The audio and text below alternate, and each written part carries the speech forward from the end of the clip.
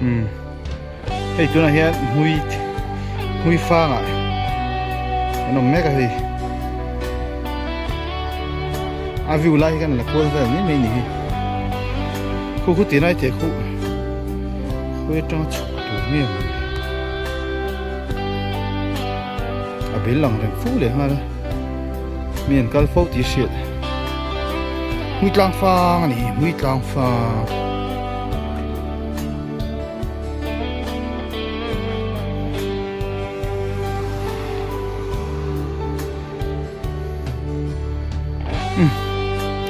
Cái liang cái tiền này về là hiện